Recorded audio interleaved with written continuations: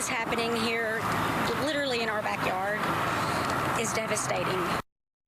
Welcome and thank you for joining us here tonight on The Factor Uncensored. A devastating and deadly weekend in Allen, Texas. Police say a guy walked into a mall and shot at least 15 people. 8 of them are now dead, including a 3-year-old. Police shot and killed the gunman at the scene. With this latest tragedy, the U.S. has now experienced 202 mass shootings in 2023. 792 people have been injured and 276 are dead. Let's bring our panelists in on this conversation to talk about this. Joining me now, gun shop owner Georgia Brago with HTX Tactical, Todd Smith with Regal Media, pastor and longtime veteran journalist Dr. Ruth Olison, and Waller County Constable Herschel Smith, along with former school board member in Newtown, Connecticut, and you remember that tragedy, Cody McCubbin. Glad to have you all here on The Factor Uncensored. Here we are again. Here we are again, Cody. You and I have done so many of these. Where do you stand when you realize we have to talk about a mass shooting again, aside from the tragedy and the loss of life and the people who are dead? But here we are talking about it again.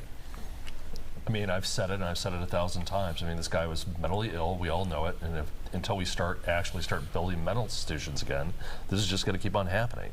There's too many guns. You're just never going to. There's always talk about the guns. There's over 450 million guns in this country. What are you going to start doing? Start knocking in doors and start taking them away from people? We have to start dealing with the crux of the problem, which is these people are insane. We have to start locking them up. Bar none. We were talking about this, me and Cody and everybody, a little earlier. I've had some people on the right say everybody should have guns, even people with mental illness. And I was telling Cody, unless you've really known somebody struggling with mental illness, I don't think you would say that, because there's a lot of people that cannot handle it, not through any fault of their own, but they're just not responsible. Anything could happen, a meltdown situation like that. I have people that I love dearly. I would not want them having a gun. But Cody mentioned the mental illness, but there's also an evil component to this as well. A lot of these shootings, these racial shootings, you want to kill kids because you are quote unquote a right wing or white supremacist, so you kill innocent. I don't understand. That's the crazy part. I don't understand the logic of that. But Cody is right. We have to take away guns from the right people. Nobody wants to get rid of the Second Amendment. I know I don't. But we need to make sure that the people that deserve guns have them, and the people that don't. I look at it like this. If you have an alcohol problem, sometimes the judge will make you get a breathalyzer in your car. I remember that they would make you blow before your car would stop.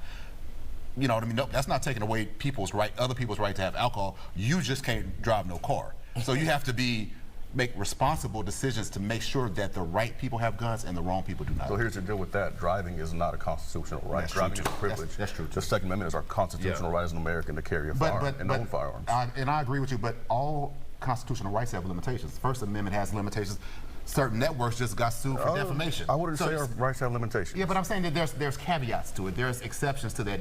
You have a right to express yourself freely with the First Amendment, but you can't defame people. You can't invade somebody's privacy. You can't lie on the witness stand. So if there are limitations to the First Amendment, can we not have limitations to the Second? Well, I personally believe the Second Amendment is pretty absolute. It's pretty straightforward. We should be able to walk in an H-E-B and buy firearms if we want to. Straight up, straight to the point. I don't think everybody should. Should we have the right amount of background tests? Because, like I said, you're responsible. And nobody gonna have a problem with you having no gun. So here's one thing I heard. I heard somebody mention universal background checks. Yeah. It's been tried to be pushed before, but how do you actually push for that? You know what universal background checks lead to? It lead to gun registration, gun confiscation. Well, and maybe that's what we need. But this is more than about First Amendment, Second Amendment. This is about good versus evil as well. There are forces at work, evil forces.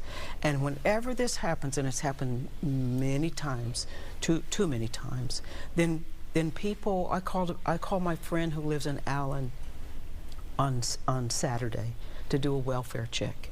And she said, I am so angry. She's angry. And people are saying, I want somebody to do something. We all have to take some kind of responsibility and share in what is going on in our country and in our state. And where laws need to be changed, we need to give up some of that freedom. It can't be just an absolute, everybody can have a gun. I'm a spiritual person. We absolutely have to have the help of God to help us. The politicians do not know. They are not the solution. You know, God is the solution. And so we can sit here among ourselves and say, oh, well, I want my rights, I want my rights. And people are dying. Right. What do we say to the people and the families who have lost loved ones, and but for the grace of God, this is going to happen again tomorrow. Exactly. And we'll be talking about it again. Let's bring in Constable Herschel Smith from Waller County. Your thoughts on this and seeing another tragedy like this, and more than 200 people dying from mass shootings around this country, more than 700 who have been injured. A lot of copycats going on right now. We seeing it time after time after time. And then most of the time we always saying some mental patient, some mental patient.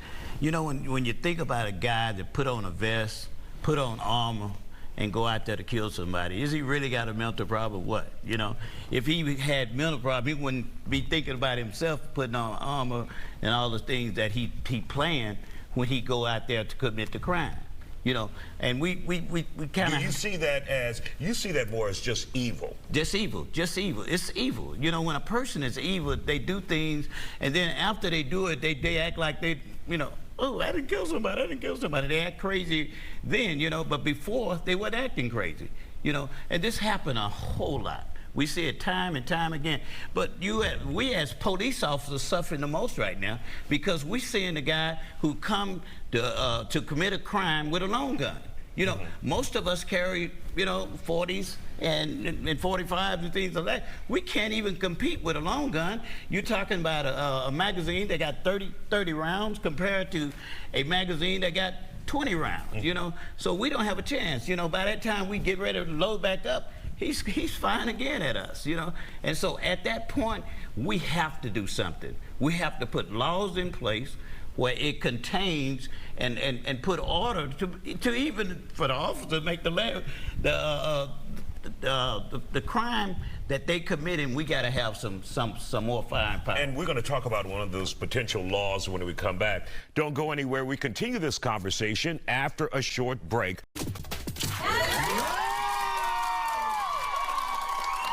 Welcome back. Cheers erupt as a raise the age bill passes a Texas House committee. Not completely law yet. This bill would raise the minimum age needed to buy a semi-automatic rifle.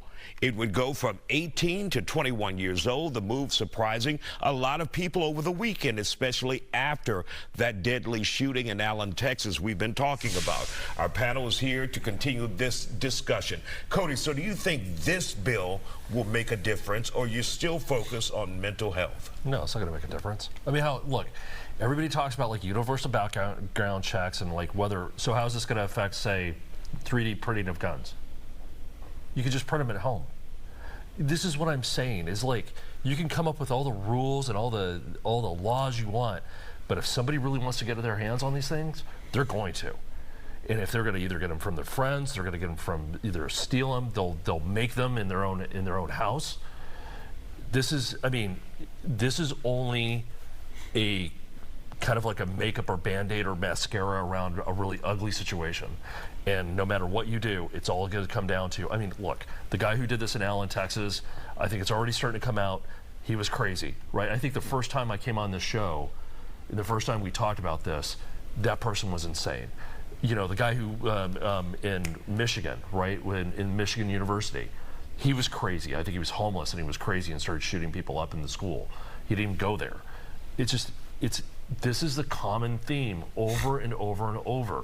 We stopped getting rid of mental institutions in this country back in the 1970s and 1980s. We have to bring them back.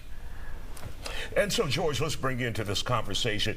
Even if they made legislation limiting who could get high-powered assault rifles, or they ban guns completely, there's still millions of guns already out there. Correct. I'm with Cody on this. Making these laws is not going to work. Look, you have to be 21 to buy alcohol and drink. You know, how many high school kids are out there every weekend drinking at parties?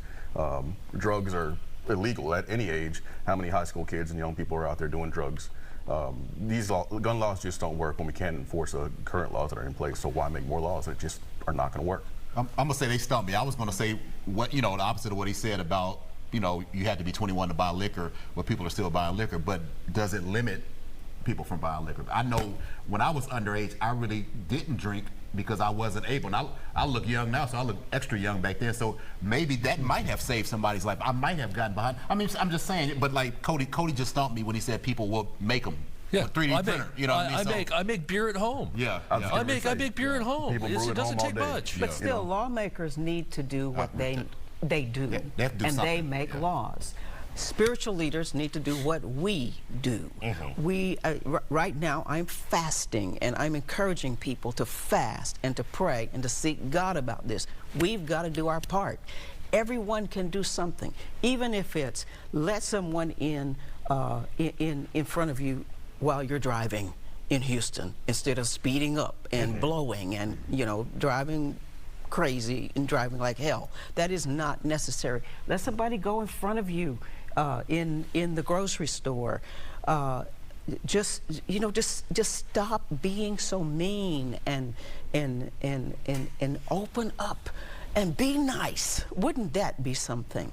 Even in that case, and I had a crazy woman screaming at me the other day, just screaming and yelling and fussing, and a soft answer turns away wrath. It didn't stop her from doing what she did, saying what she said, but I didn't raise it to any degree. And so we can all do something. That's what I'm saying, is look in the mirror and say, what can I do? How can I change the climate of our country? Because our country has changed and it's turning into a very dangerous place. Constable Smith, do you think this legislation that the state of Texas is looking at, not law just yet, past the committee this weekend, will make a difference raising the age? It would help some. Of course it would help some. You got to think about that means that people that was buying at 18, now they can't buy. So, they got to find somebody to either buy it from. They got to go somewhere, try to steal a gun. So all those things. It takes work. It takes a lot of work to go and get a weapon now. And so of course it would help. Of course it would help. Can I say something, with George? George, you make a good point, but it just shouldn't be everybody. And the way things are now, I have to consider that when I'm with my grandchildren and when I'm with, dealing with my family, do I want to be armed? And so I'm having to reconsider those situations because people who never so thought about owning a gun are now considering owning a gun. Thank you guys for joining us here on The Factor. We will still be talking. Cody, I'll see you again in the future as we continue.